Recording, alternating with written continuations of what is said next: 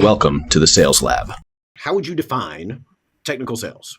Again, I love the question. It's we've always looked at, and through my career, the number one goal has always been to go and grow the relationship. Well, how do you grow a relationship? Well, you focus on gaining trust from that customer, from that contractor. And in this case, the key to getting that contractor to trust you, there's several different keys. One is the simple ones: respond.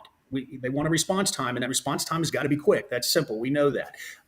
That customer wants to be provided job quotes on time, prior to their bid date. Those things are important. They want material at the job site at a specific time.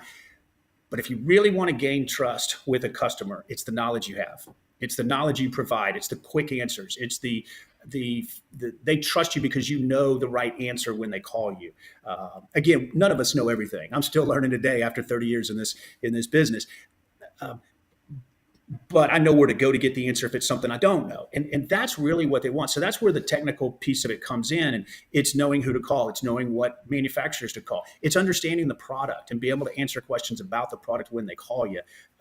That's what it's understanding the system. The chilled water system that we talked about earlier, it's understanding how that system works. It's making sure you're educating yourself so that when you sit and talk to that contractor, they know that you appreciate what they do each and every day. You understand the technical side of that business. That's technical sales to me. And that ultimately leads to having that relationship and that trust with that contractor.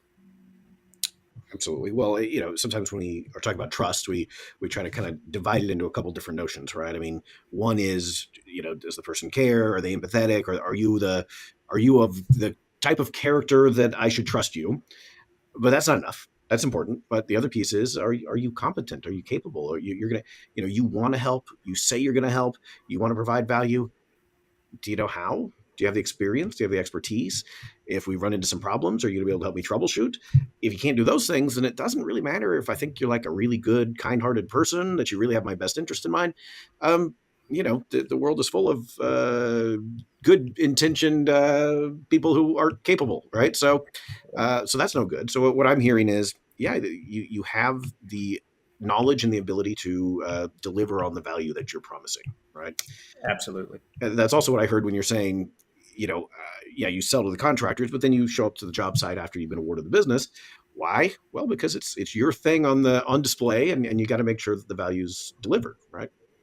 That's correct. Absolutely. And I'll add, Willie, it's part of the reason why it's critical to myself, and it's a top philosophy for us, or it's probably the wrong word. What's the word I want to use?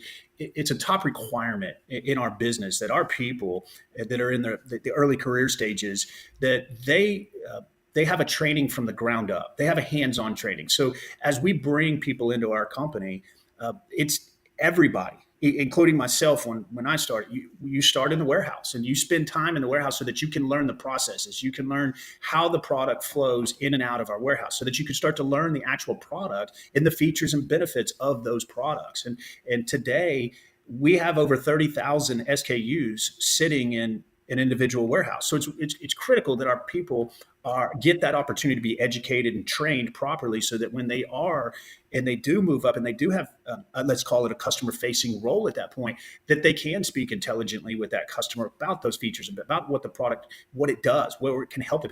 If you can take something to a contractor, this is the big thing about technical sales. This is probably one of the best answers I can get.